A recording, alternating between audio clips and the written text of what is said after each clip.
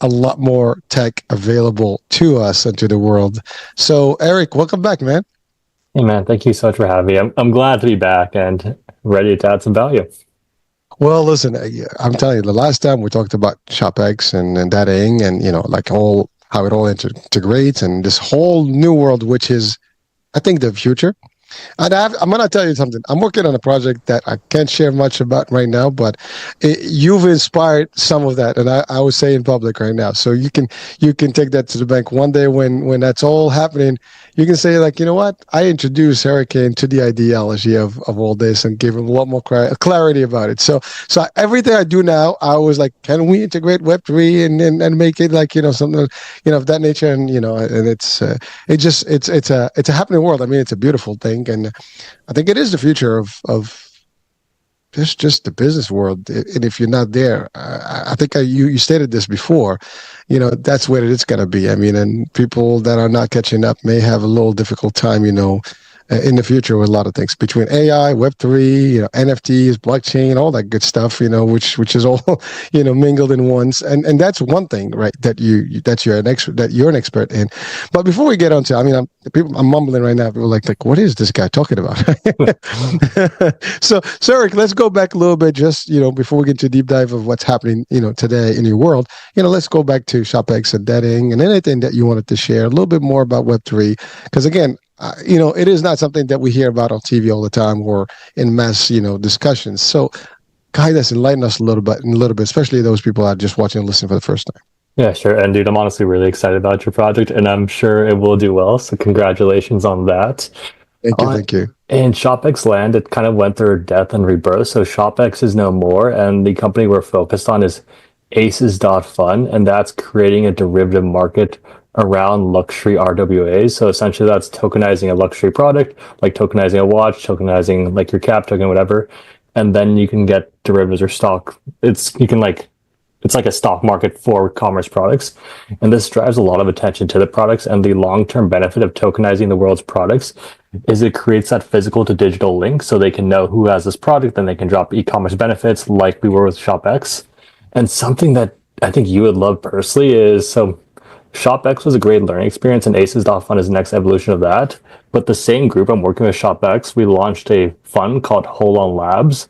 Essentially, Holon is like we're all part of the same circle. So everything that benefits me benefits you. So like we're all part of the same chain. And what we're doing is we're leveraging AI to crank out products that benefit the world. So for example, with ShopX, we built that technology. We paid around like $2 million to build out the tech. It took like around a year with one of the top development studios. But with AI, because now people can leverage their own talents, it would take around 3 months and around 10 to 20K to build what took a year and like $2 million. So Whole Labs, the concept is that is crank out a bunch of projects, see which products that do good for the world, see which ones are doing well, focus on those, bring those up, because it's like planting a bunch of seeds. Wherever your attention goes, it grows. So that's a whole side tangent. But what I really want to talk about is dating, because that's now live in the App Store. And what that is, it's the first ever AI-powered matchmaking service. So it solves a bunch of problems that current dating apps face. So for example, Tinder, Hinge, Bumble, Match.com, whichever one you want to say, I would say the three main problems are, and I think human connection is really important for human happiness. And so, like we were talking about earlier, social media, dating apps, they sent that in a negative direction. So the three main problems with dating apps are, first, it's hot or not. So let's be real, like you go on Tinder or Hinge or whatever, it's like, are they good looking? Yes or no? Swipe left, swipe right, solely based on that. And that creates a skewed marketplace where the top 5% of the users on the app are getting access to everyone on the app. So people who are actually equivalent level aren't even seeing each other. And the third and most interesting issue, which I find, is the incentive structure behind the app. So let's say Hinge, Tinder, Bumble, or whatever, they match a happy couple. What does this mean? It means the happy couple then leaves the app, and then that results in them losing a paying customer. So they're incentivized to rely on churn marketing, which is essentially keeping someone on a Ferris wheel. So if you ever hear about someone download the app, like me personally, I've downloaded the app, delete the app, download the app, delete the app, download the app. It's all by design. And dating is poised to fix that. Well, yeah, it's amazing, right? It's this whole thing about dating, right? There's the old school way, then there's this whole thing about the data, the dating apps and the matching, platforms, and now you're taking it to the digital space, and it's AI based, and it's a whole different level of connection. And I think, as you said, the way it was designed, was kind of. I mean, listen. I mean, I guess it had its own time. I mean, let's call it what it is. I mean, like everything else, there is an invention. There's some sort of a innovation in the space, and it gets its own movement, and then it becomes obsolete. It's replaced by the next best thing. And again, with AI now, with all the tech, and it's amazing how things can evolve. But also, there's a learning phase. We've learned a lot, as you said, with all the use and the abuse, the different results and the statistics and the data that emerge from all these platforms, especially in the dating space. And so now you kind of, and I know that's a baby of yours, and now you evolve it again, further. So let's break down. I mean, literally, like, how different is it, and what are some of the key features? Yeah, sure. So I can just walk you through the whole process of dating. And for me personally, I think with my dating life, I do better when I meet people in person. So if I see a girl in the grocery store or wherever I'm doing naturally, I'm comfortable doing the cold approach and seeing how it goes, because I think people can feel people's energy much better in person. So I think that way should continue. But the reality is, a lot of people are turning towards dating apps and easier ways to date. And the reason is it's just like a rejection thing. It's like people are scared of rejection. It's a lot easier to swipe than approach, get rejected. And so if people are going that direction, we might as well give them another option. So what dating does is we auto-generate dating profiles based on your digital footprint and the way you chat with Cupid. And we create matches based on those dating profiles that were created. So let's say you were to create a dating app. You would create an account with dating, you connect your social media accounts, it would do a scan, and then it would generate tags based on your digital, like your photos, your Twitter, your Pinterest, all that stuff, and it will give you like a correlation. So it'd be like biking 0.8, into Italian food 0.6, point whatever, for a bunch of hundreds of different tags, and then it would create matches based on those tags. And the cool thing is, as you update your life, because people change, the more you talk to Cupid, the more social media accounts you link, those tags auto generate and auto update, and the more matches you accept, the more matches you reject. Again, it keeps updating those tags, so it's always in the best position to find you that match. And the cool thing about dating is, with Tinder, Hinge, and Bumble, the longer you're on the app, the more likely you are to stay on the app. But with dating, the longer you're on the app, because it's constantly learning, because AI is really good at pattern recognition at scale and learning. So the longer you're on the app, it's learning about you. It's getting better at matching you. The longer I'm on the app, it's doing the same thing. But since we're both on the app, it's learning about us both. It's going to pick up patterns based on both what we say we want. It's going to recognize those that humans will miss, and it will get better. So imagine that by like 1,000 people, it's going to get really good at picking up those patterns and creating good matches. And the cool thing is, after the match is made, it can switch to a relationship butler. So like, let's say I match with someone, we have our dating app, we have our little chat. I can tag Cupid and we can ask it about ourselves. So like, I've been matched with someone, just like, hey, Cupid, introduce a fun game that we can play that's non-intrusive, that could help break the ice. It did that. And then I was messing around with my friends, like, hey, Cupid, we're having relationship issues. He's not talking enough. How would you handle this? And it does that. So of course, so the obvious example is, hey, Cupid, what should we do in our first date? Can you plan something in LA? Or yeah, can you plan something in LA? It gives us a good suggestion. And I tested this out personally by hours. I had a date planned. I knew where I wanted to go. But then I asked Cupid, I'm like, hey, Cupid, I'm with this match. Where should we go? And it recommended the place I'm going to go, which is Elefante in Santa Monica, down to the T. And the reason it's so effective is because it's one of the most personalized AI chat experiences that you can have. So when you're on ChatGPT, it's learning about you constantly, but it's only learning about what you've told it. With Cupid, it's built on top of ChatGPT. So it's learning about you and your chats, and it's incorporating all the all your social media accounts. So it's like a super powered, super smart version of ChatGPT that's customized to you. And one of the flaws with AI that I've noticed is it's usually one-sided, meaning like my friend, he uses ChatGPT for his dating, and he uses ChatGPT for his dating life.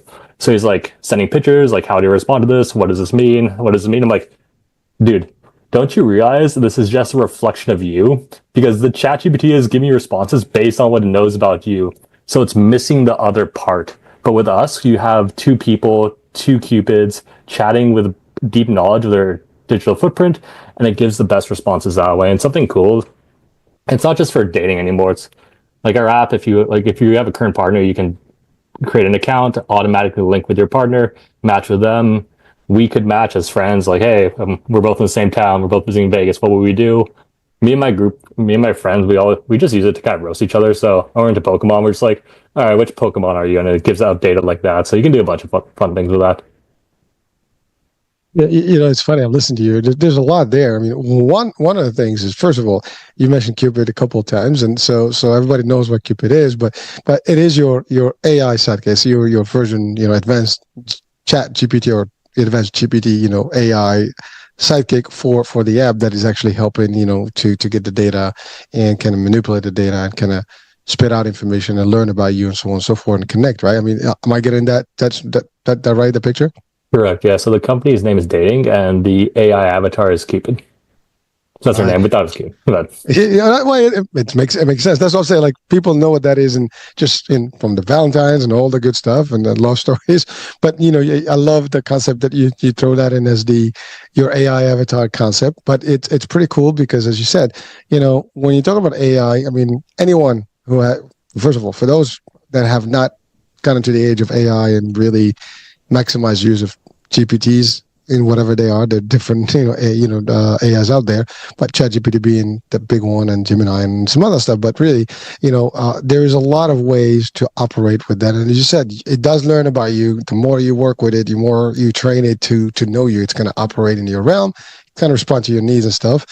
But as you said, it's only you. Now, if it responds to your queries, it's probably going to talk in general about if you give a description of someone, they're going to give you more or less what they would like, but it's not really personalized.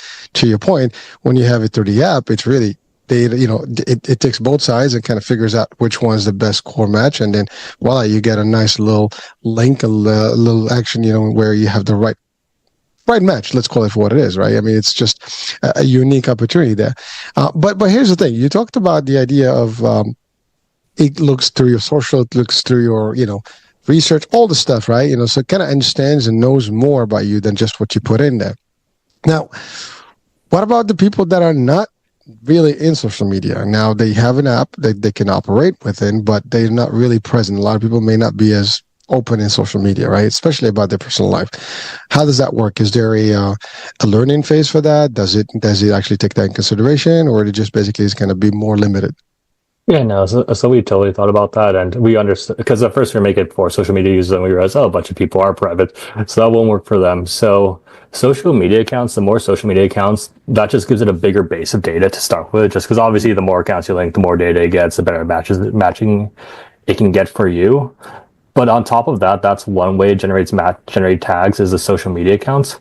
But the other way it can generate tags is by you interacting with Cupid. So if you interact with Cupid, it's gonna be like, okay, hey, how's your day? What are you up to? I'm going to the gym. Oh, what are you working? And then it gathers data that way. So gathers data conversationally, and the more you chat with it, that's another way to generate tags. The more matches it shows, like you reject, accept, it generates tags on that. So if you don't have social media, you just have to chat with Cupid and tell it about your day, and then it's good at picking that up. So in essence, you kind of develop like a profile, right, of yourself, ongoing. So it kind of recognizes anything that changes with you, you put it there. So it kind of knows exactly how you behave, what you want, your needs, your everything, right? Yes. So like the more you chat with it, because again, people change. Like let's say I get a hobby, I start playing. Well, I've been wanting to play pickleball for a while. So if I pick a pickleball, I keep it playing pickleball. Do you know any pickleball courts around me? It picks up that I like to play pickleball. It picks that I'm new, so I'm probably not that into it. But then it just adjusts from there. And the cool thing is with it, since it's AI, the dating profile. So like if you have a match, you can be like, okay, tell me about this person. It gives you like a rundown of who they are. It auto updates with the new tags you're generating. So your profile is always updating with with your current interests and hobbies and all that stuff or whatever you want to tell. Wow. I mean, listen, I mean, it's the next generation, I would say, right? And, now this is open publicly, right? Everywhere, worldwide, doesn't matter who, what. I mean, how about languages and stuff? I mean, how does that work? If two people kind of connect, from different parts of the world, maybe the language is a barrier and they're still kind of, so let's say I put it, my request there and my information and I'm looking for so and so. And, is there a chance that someone can be matched, although they may not have the same language. I'm not, because in real life, people do meet even when they don't have to speak the language. They kind of communicate with minimum, and we've heard stories about that, even books about that. And back in the days, we had pen friends, that actually never met with each other, right? So how does that work? I mean, is that something that is even considered in the process? So right now the app is just live in the United States and it's focused on LA just because that's where we're from. But again, the way we're growing is two parts. We're doing a countrywide approach and a local approach. The local approach is an in-and-out model. So in-and-out was the next in-and-out that was built was within driving distance of the last one. Because again, if we're based in LA, it doesn't make sense to match on in New York and LA. But if we can get SoCal first and spread to NorCal, great. And then the second way we're growing is we're trying to figure out our next cities. So again, we're launching campaigns, ads, influencers, all that stuff. So we're seeing where people are naturally signing up, and we're using that as the heat map, going to pick that out. So we're not global yet. But once we're global, let's say we are global, or let's say you match with someone in a different language. You're just like, I really want to match with someone who only speaks Spanish for whatever reason. Like, who knows? That's your thing. And so like, you tell Cupid, find me someone who speaks predominantly Spanish, who can speak to me in Spanish. That's what I want. It'll pick that up, and then it'll show you someone in Spanish. And then when you match, so you only speak Spanish, you speak English, so there's no way of communication. That's where the AI is actually probably one of the best things to do, because you can just within the chat just do Cupid, translate this to Spanish for me. It translates it. She says Cupid. She says it in Spanish. It translates it back to you, and then you can ask. Okay, then you can take it from there. So just like you can ask ChatGPT anything, just Cupid within the match. You can ask it whatever you want. It's like, what should we eat? Where should we go? We don't even speak the same language. What's a food we both like that's not Spanish or English? And it'll pick up from that.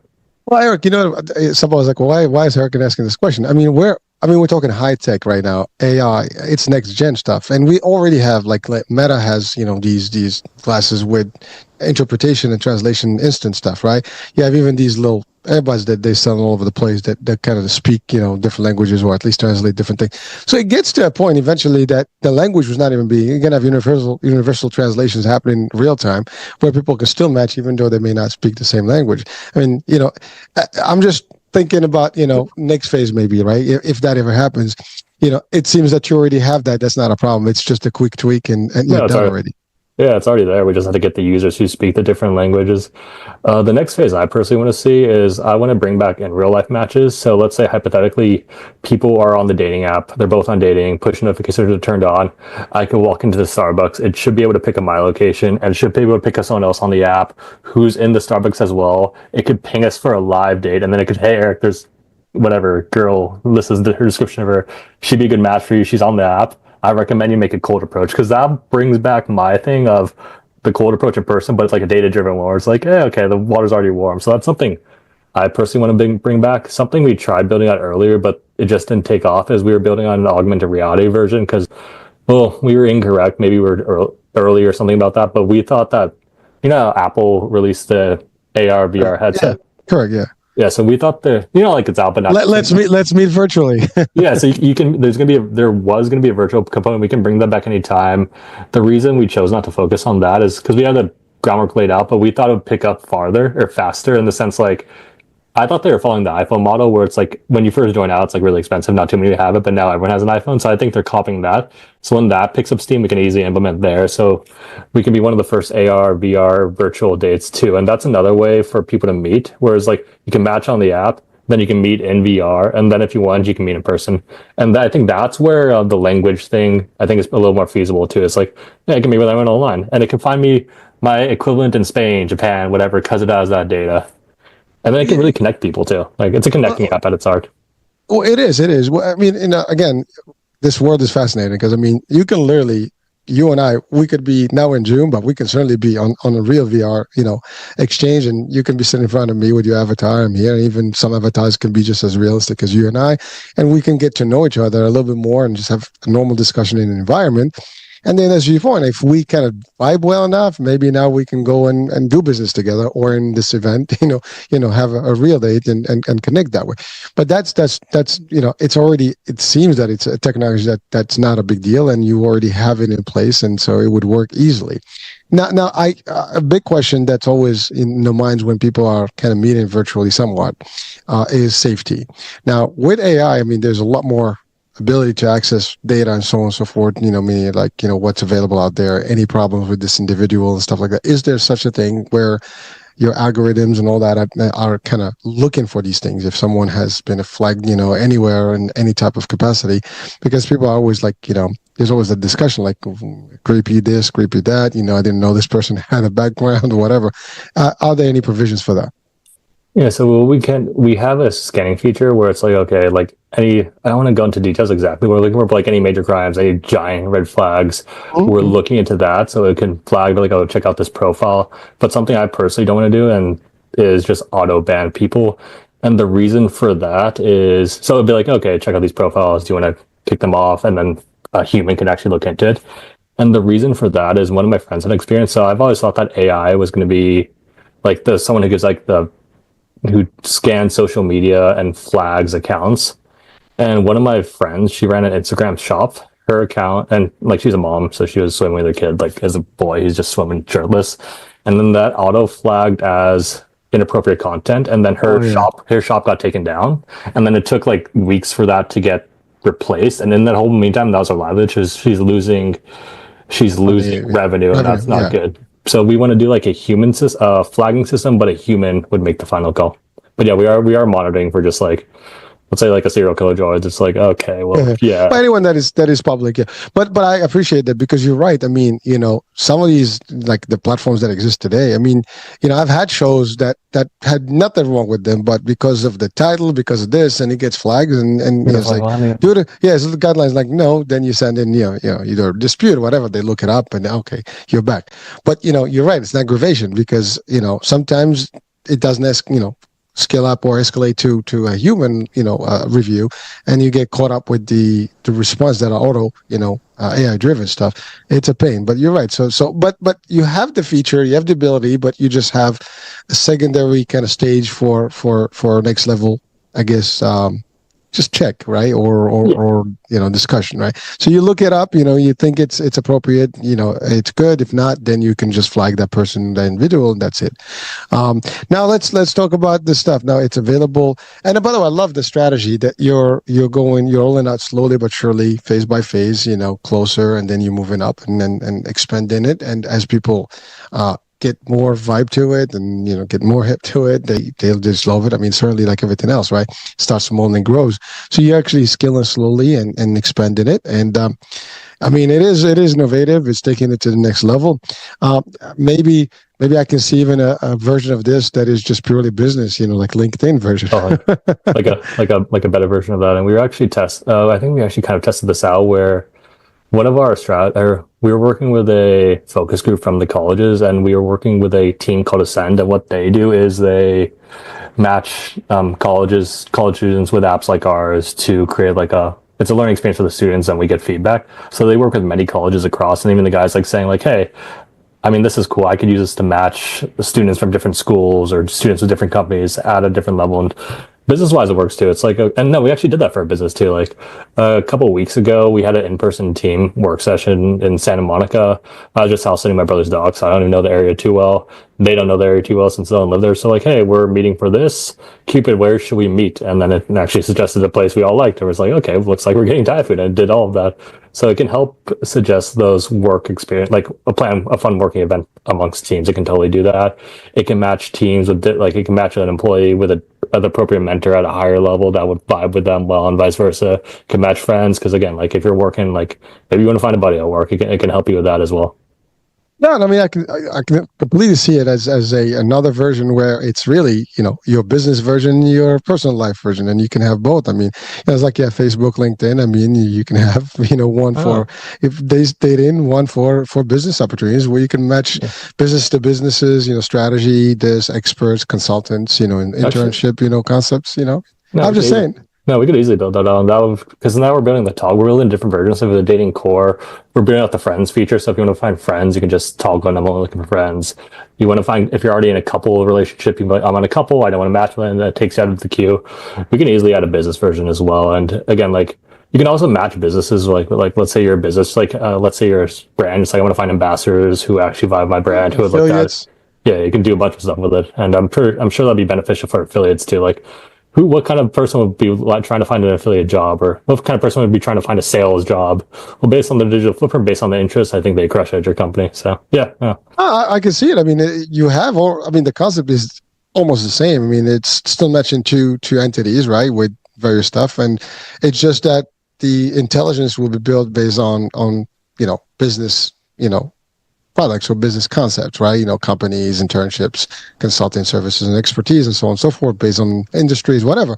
So you can do it. I mean, again, I'm not, it's your business, but Yeah. I can see that opportunity as well for you. And so, hey, listen, go for it, go big, baby. You're thinking different, you're thinking smarter, intelligent AI future, and then certainly. And by the way, I'm not taking away from anyone that does, that put things like the matching apps and all the stuff in the past.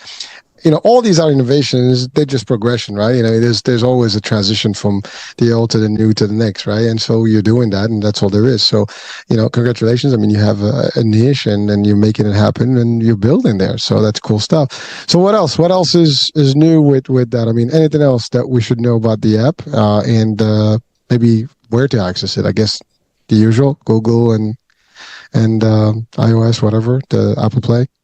So we chose to build on Apple first, just because most of our potential users will be on Apple, but we're building out the Android version right now. So if you're an iPhone user, just check out our Instagram. It's in the link, or just search it up in the App Store, and you should find it. Download it, create an account. If you want to test out the software, you can just add one of your homies or friends, and you can match with them, see how it works, and then, yeah, the more users join, the better it is for you to be on early. What about affordability? I mean, I'm sure there's a cost. Right now, it's completely free because we're an early stage startup. That's something we want to keep that way, because we feel that paying for, like, we don't want, other apps are like kind of pay to play, where it's like you pay, if you don't pay, you're not getting shown in front of people. If you don't pay, you're not getting shown the good matches. We feel that messes with the integrity of the algorithm. So, but of course, for business, we want to make money. Money is a neutral thing. You can make money in good ways, you can make money in bad ways.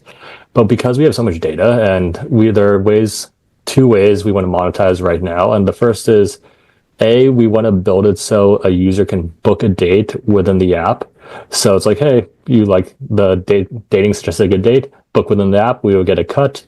Right now, we're working on building out group dates, so group events. So it's like, hey, you're in LA, this cool Huntington Gardens is cool. So we would buy the bulk tickets, and then it would find the people who'd actually want to attend the event, and you can meet people who actually, don't want to do one-on-one date, but they would just want to meet a group of people into similar interests. So that's another revenue model. And I think the coolest revenue model is, because we have so much data, is we can sell the data, like not even sell the data, but can sell different versions of the data. It's like, hey, Eric, if you want to send a two-page movie about you and this match, just pay $1 and they can send it for you. It's like, oh, based on your zodiac signs, what do you want to do? And then a service. Yeah, it's like a service. So actually, a service. So it can show more of your data for a monetary cost, and people seem to like that. Because it doesn't mess with like the core matching feature. That's something we want to avoid. Where it's like, we don't want someone to pay for a date and just have like a massive advantage over everyone else. Well, I mean, listen, you're obviously, and I love the concept that it's free. So it is accessible, and so that piece of it is what it is. But you found other ways to kind of monetize it, to support it. I mean, obviously it's a business, right? You got to make sure that you take care of all your your company and your team and your technology, because technology is not cheap. I mean, obviously with AI, as you said, I love what you said. You went from 2 million to 12,000. I mean, yeah. When you start thinking about that, it's like, damn, that's what the power of AI is. And we're actually, to be honest with you, we're just scratching the surface. I mean, this thing is just evolving. It's just starting. It just started. I mean, I got involved since we've talked. I've been more into it, and bro, I have to tell you, man, folks, it's a whole different world. I mean, and I know this is probably beyond the discussion today, but this whole thing with I have kids in college. I mean, my daughter is like, "Oh, you can't use your phone. You can't use this." Like, who the hell says you can't do all this stuff? I mean, we live you can talk to an AI and it can do calculations for you. You don't even need to calculate yourself. I mean, that was the way we did it before, just because that's how you did it before. You had no other choice. Yeah. I mean, instead of me spending time to do something with manual labor and doing PowerPoints and doing all this stuff myself, I mean, it's true story. There was a friend of mine was actually they got approached for a job, and a high level job, and then he was asked to actually put a PowerPoint together, an Excel spreadsheet together. As part of the interview process. I'm like, seriously, I mean, dude, who the hell? I mean, first of all, anybody today at a basic minimum can do a PowerPoint. It's not, rocket science. And frankly, chat, I need a PowerPoint about this, that, the other. You throw in a couple of things and you're going to get it, or any other AI that you have. I mean, companies should have their own AIs now, to just do these things. You don't even have to. It's you just go on the computer and do it. I mean, I think the next computer generations will have that already built in. Just PowerPoint, click, go. I mean, I think PowerPoint themselves will think about it, having their own AI just to have it as their new version of how they do it. So the concept is we're evolving to a place where instead of me spending time on things that are manual, I can use the AI to help me, 90% of the time, or even 50% of the work is done, which means it gives you more, focus on what meets, the eye, what we need to do, like the real core, of whatever task it is. So it's different. But I mean, to your point, I mean, it's the next wave. This is it, man. And we have to really get on, on this ship or this train, this plane, whatever you want, or this shuttle. I mean, we're going to Mars right now, so let's do that. Yeah. People are probably like, Hurricane, you're losing the cool. No, he's right. He's right. Listen, to your point. I mean, this is your world. I mean, to me, it's all new now. I mean, we're two different generations. So I'm 53. So I mean, actually, my birthday is next week. So thank you. Yeah. Well, yeah, but here's the thing, right? Like someone like many people may not even be into this world of AI and Web3 and in all this NFT world and blockchain and all the new way of kind of business, right? I mean, it's just a whole different thing, and it is real. It's not going anywhere. It's very safe. I mean, for example, the project I was talking about. I mean, you can hash your things. You can have them, documented. You log everything in the blockchain. You mint them. It's all there. Then nobody can ever dispute. Even from a legal perspective, no one can fight you anymore because you can document things, historically, and it's done. There's no one that can do anything about them, right? They can fight. You have the origin story, right? So you have things that are like amazingly available to us in tech. And yeah, some people can say, well, it's dangerous. And it could be dangerous for some, I guess, industries, for some things. But I heard an expert the other day that really kind of made sense. I forgot. I think it was one of the core CEOs. I forget which one. Was it NVIDIA? I think it was NVIDIA's executive CEO. And I think what he said is like, AI it's really the people. It's not the danger. It's the people that are not taking, advantage of AI. They're going to be obsolete. It's there for us as humans so we can take it and make it work, and use it as a tool. And those that are not in with the program are the ones that are going to be behind. So it's not that it's a danger to us. It's a danger to someone who is not. The ones that are going to miss are the ones who are not taking, that wave and really, using the benefit of it. So and I kind of agree. I mean, I love that concept. I mean, at least the idea is there. I mean, you're the expert. What do you think of that? No, I 100% agree. The way I look at technology is I think technology is inherently neutral. It's up to the people using the technology and the people building technology to give it a positive or negative spin. So AI, just like a knife, I can use a knife to commit a crime. I can use a knife to cut a piece of pizza for my friends. Was a good use, there's bad use, and me, the user, I'm determining to use a good use. So AI is just like that. And I think the really cool thing about AI is it helps people in two different ways. Like you mentioned, first off, I think your friend's applying to be a consultant or something. But I think AI is useful in two different ways. First off, it, like you said, a bunch of the manual busy work is just completely gone. And what this does is it frees up your mind, your time, your energy, which is the most important resource for your creative endeavors that you actually want to do. And then on the flip side, with your creative endeavors, AI enhances your ability to do those things too. So it frees up time to do stuff and it makes it better.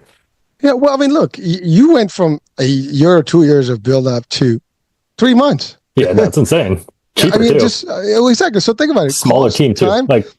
Yeah, well, that's the thing. Like, and I've experienced it. I mean, I do tasks now, like in heartbeats.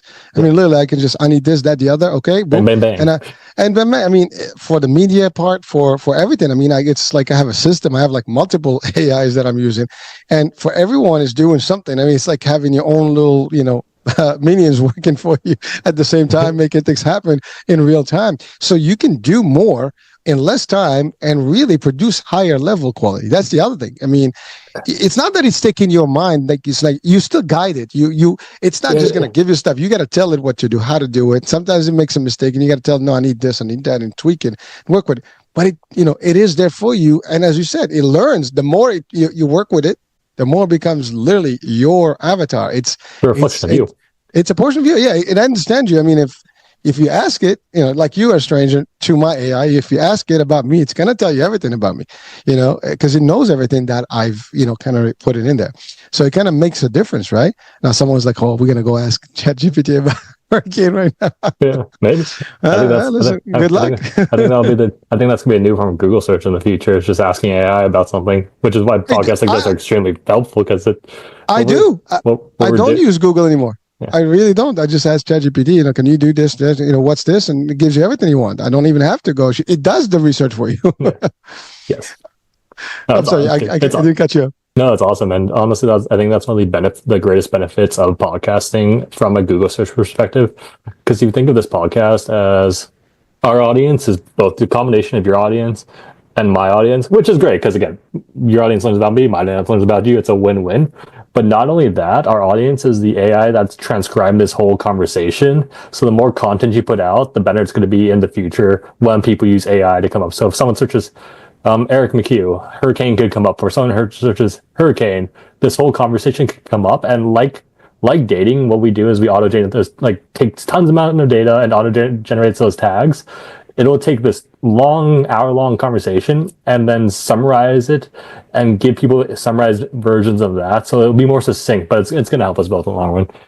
Oh, it is. And, it's funny. I mean, we're in podcasts and talk show now mode, but even on social media for reels and stuff. I mean, there's a lot of creators that are using AI, to benefit. I mean, to share value, to share information, and it's really making the world. And again, this is not a show about AI particularly, but certainly your business is built on AI, concept construct today. So it's really, it is what it is. It's just the way of the future. Now, my question, I know Web3 for you is big. Any integration in your space for the dating app, now or later, or how do you see all that?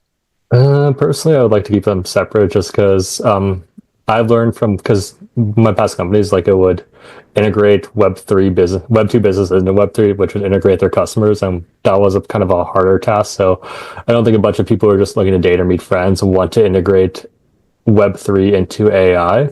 So I think it has to be done on the back end. I see Web3 and AI actually working beautifully together to honestly just to uplift society. And think about it this way, imagine I'm Filipino, so I use myself as an example. Let's say I was born in the Philippines 50 years ago. Okay, I'm born in the slums. That's just kind of my life. That's very likely to end up that way. But with AI, I can leverage my talents, my skills, my interests to produce products that serve people at a quicker rate. And then I can use Web3 and blockchain to integrate into a global system. So I could produce an e-commerce store, that's my passion, with AI, create a website, create a Shopify account, do all this, bang, bang, bang. I make it, and then I can access a global Web3 ecosystem that exists. So if I want to tokenize my products, create RWAs and sell them across to you, or let's say, the cool thing about tokenizing products is everyone becomes their own Amazon. So if everyone becomes their own Amazon, you could sell Nike, Reebok, whatever products on your website, and if you sell it, you get a commission. So everyone's selling everyone's products. So I could sell stuff on my website, I can sell stuff on your website. The ownership unlocks the product. If AR, VR becomes a thing, the tokenized product, that's what gets you in. I mean, that's the proof that you actually own the product. You're a Nike core customer. You can enter the Nike line. You can do a bunch of stuff. Web3 will enable access to a global economy that's more fair. Now, the thing about Web3, which brought me into it, which I think is coming back, is I think it fixes a big incentive structure that's broken right now. So right now in our current landscape, the incentive, if you want to become rich, the easiest way to do that without producing any work is to extract as much value as possible. So that's why you see people in government, people in politics getting so rich. And what they're doing is they're positioning themselves in an extracting role. So they're taking a bunch of money and not really producing value for that. But in Web3 and Bitcoin, the only way for you to get rich is to generate value for you. So let's say if I wanted your dollars, how would I get your dollars? I would place myself right next to the Federal Reserve and extract as much as I can, and that effectively takes from me and you. But if I want your Bitcoin, I want your tokenized e-commerce product, I want your RWA, I want your NFT, the only way for me to get your NFT is for me to create something. The only way for me to get your NFT, your Bitcoin, your whatever, your cryptocurrency, I have to create something of value for you, and then you voluntarily give it to me. And with AI, it's a lot easier for me to create something of value for you because, again, like, you, all like, Recognize? yeah. So like, if I can create more sort of value, I can earn more Bitcoin. So I think that's how those two work. And again, if everyone's focused on creating value for the world, that just uplifts everyone. And the cool thing is, I think people are happiest when serving other people anyways. Like if you make money in a bad way, like like if you make money in a bad way, you feel bad about yourself. Yeah. But if you make money serving someone, you feel great. So not only are you making more money, you're helping people, you feel better yourself. It's a win-win. And AI really helps with that because it leverages my natural talents to some thoughts in here. It helps me get physical quicker. Well, listen, I mean, I have to say, it is a fascinating word. And again, I just do ask people, if you're out there and you haven't caught up with it, just try. Give it a try. It's a whole game changer, man. So if you're out there, just start testing it and feeling it and work with it, play with it. It's going to make a difference. And you're right, there's value in all this, and especially again, as you mentioned, for tokenizing, products and so on and so forth, and all this cryptocurrencies, NFTs, and all this stuff. You're right. It has to have value, and you can create the value, and that's the thing. I mean, I think you've explained it the last time, whereby it's really your real estate in virtual space. I mean, in digital space. So just like we've bought and sold real estate in real world, and we still do. I mean, it's just your print, your footprint in a space that is upcoming, and a lot of people are using it, and it is kind of almost untouchable in a way. I mean, unless technology dies, it's going to go nowhere. So it's pretty safe too. So am I getting that right, or am I wrong? Oh yeah, no. If technology, like the argument against Bitcoin and cryptocurrency is like, well, what if you lose access to the internet? Well, then I think we have bigger problems. Well, I think then we're all doomed, right? Yeah. Well, here's the thing. Even if that was the case, I always say you won't have access to gas, to your bank, to nothing. It happened. We had blackouts and people could not get their money in from the bank, right? So, that's as simple as that. We had storms and people cannot get their cash, whatever. And, the banks, just there's no access to anything. You can't even pump gas in the pump, stations. So it's the same thing, folks. I mean, if technology fails at that stage, I mean, that's a whole different world. We just have to go and relearn some skills that are human skills from the basics, which, by the way, as far as I'm concerned, even though you can improve yourself into the world of the new AI, the tech, and all the stuff, doesn't mean you have to really remove yourself completely from the roots of who we are as humans and really using the basic. I mean, like, this is just a joke. I mean, today, and it's sad. I see from my kids, like, you lose something, in the tech, they go crazy. I mean, Wi-Fi is off, forget about it. They go nuts, right? What the hell's going on? The world is ending. I mean, you have to have a balance. I mean, I lived in, I guess, both spaces. I lived in I was young in the space where there was no Wi-Fi, and now I'm in the space where we have AI. So I can adjust both sides. So I keep up with the heritage there, and I also catch up, with what's innovative and things. I think a lot of people need to do that balance just to make sure, because you never know. I mean, you have to be able to have some survivor skills in this world. But not doomsday coming. But it just, since we're talking AI, and that's a question that always comes up. I always tell people, there's some basic stuff. Can you? No. Can you? I mean, go ahead. Sorry. Balance is important in anything. The cool thing about it is AI can get rid of a mundane task, and now you can go running for an extra hour and get in better shape, or learn a farm skill, or read a book, or spend time with your family. It's there. It's really there to help you. So. That's right. I mean, and that's a perfect example. I mean, AI is not going to run for you. No. So there you go. People will try. I mean, maybe in a virtual space, your avatar is running, but you're not sweating, right? So maybe if they put some impulse into your brain and kind of fakes your brain, and your body starts, operating a glance, maybe that's a future version of that. I mean, you know what I mean? I mean, we can imagine a lot of stuff, right, that can happen, because the mind, the body, all the stuff is connected, and there's all kind of stuff that can happen. But the fact is, we still have to keep our, I guess, nature in a way, but just know how to operate in the box, right? Yeah, I mean, that's all there is. There's a lot of ways. It's just, you gotta, I guess, evolve to it. Like again, our motto is time to evolve. We just have to evolve with the times and still, know where we come from and what we have to do. Well, all right. So Eric, I know, the topic today really is your app and the innovation and how you've done and what so on and so forth. So what's next? I mean, so this is, you're going to stage it out. It's already out. People can use the iOS, eventually Google, right? So that's the Apple, the Google store, right? That's also in store or not yet?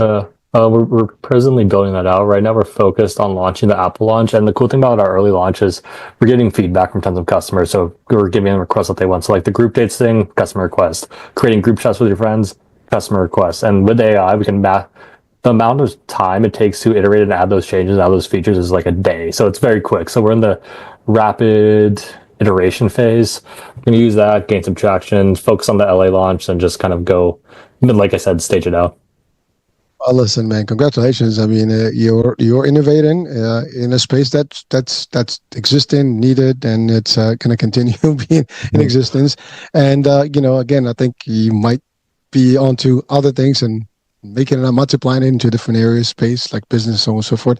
So again, congratulations. I mean, and by the way, I do want to just address something because you've taught us today a lesson, and you are an innovator, an entrepreneur, CEO, and a lot of people out there are trying to do the same thing and or either learn from I guess people that are out there in the business world trying to be successful and making it happen.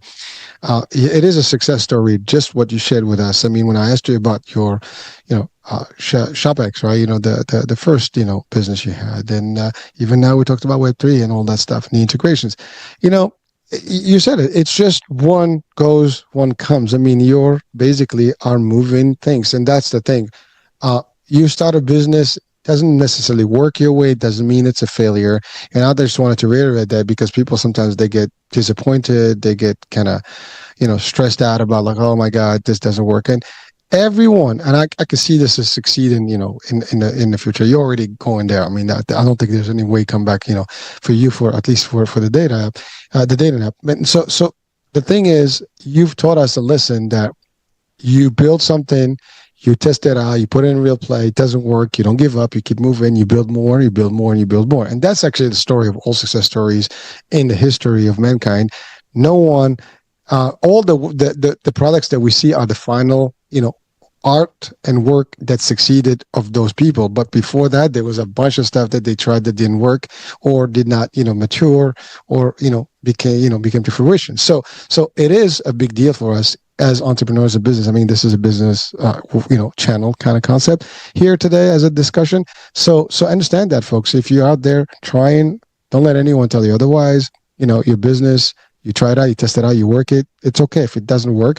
You learn from it. You take the best of what how it didn't work and what worked, and then you apply it to something new, and you keep evolving until you get to the right, whatever that is, product, service, company, and then boom, the sky's the limit, and you're just going to be stronger and better. I mean, am I getting that, Eric? I just wanted to share that because I think sometimes there's value in all the discussion that we have, and sometimes we miss on these little things. Anti-fragility is one of the core concepts in any successful business, and it's exactly what you said. Like you learn from your mistakes, reiterate, try stuff again. It's just constant testing, constant optimization. You can't get that without failure. And if you fail, like again, I like to redefine the words of failure. Is like I view as a win as either it succeeds or you learn. So you try something, right. It fails, you learn. That's a win. So. Yeah, well, again, like we're you and I were literally on the same frequency here because failure is not really a bad thing. It's either you learned how not to do things and how to do them better and different. And that's all there is. Because that's it. Whatever it didn't work, that's a learning. I'm not going to do it again, but I know now how to do it better. And so you didn't lose. You might have lost time, you might have lost some money, but as you said, like, look, you establish yourself. Now you can adopt AI, as we were talking about for the last hour. And now here you go. You can shrink the next phase of whatever you build in no time with less money. And now whatever you learned from the past, you apply it in this new way, new, I guess, age and way of doing things. And voila, boom, you're done. I mean, you're like, forget. A matter of fact, if you take your back, story into the AI and tell it all the stuff you did, it can actually analyze that stuff for you and tell you like, hey, listen, well, this, that, the other, and you can debate with it, all the different things, and it will spit up a whole strategy for you that you can design yourself with it to actually move on to the next flavor of yours, and it will give you all the ways to actually enhance things. So that's really real, folks. It's not a joke. What I'm saying to you, I'm working on something of that nature today, and it is using the same concept I'm just sharing right now. So for you out there, if you're thinking about something and you have some background on whatever you've done that didn't kind of pan out well, try to use the next generation, with adoption of AI and technology, and kind of merge that, bring some of that, put it in there, and see what you get. And you'll get a lot of good stuff. Yeah. Listen, I mean, Eric, do you want to add anything to that, or are we good there? No, like when something's good, you just leave it alone. Just let it sit. That was a really, really great way to describe it, man. Well, I appreciate it, Eric. Well, listen, Eric, I mean, I know, today was specifically about the app, and I try to get as much from you as I could while I have you here. But so I appreciate you coming back and really sharing with us your next wave. And of course, keep us posted, updated. And of course, I'll follow you. And so anything that comes up, we'll keep sharing with the world out there. But yeah, so let's stay in touch. And as always, anything you want to leave our audiences with before we close the show today? Yeah. So what we were talking about earlier with the entrepreneurship thing is, you're first off, you're happiest when you're serving other people. You're the number one you in the world. So I'm the number one me. You're the number one you. If I try to be you, I can't beat you at being you because you're you. But at the same time, you can't beat me at being me. So if you're trying to serve as many people at scale, the logical thing to do is to do what your number one in the world is, and that's being you. So whatever your natural interests are, that's where you're most likely to succeed. And just start. That's really the thing. Just start. And you said we can't say anything when it's right, so I'm not going to add anything to that. All right, folks, that's it. That's the end of the show today. Eric, thank you so much for being with us, man. Appreciate it. Thank you. All right, that's it. We'll talk soon, folks. I'm Hurricane H. I'll see you guys next time, next show. Bye for now.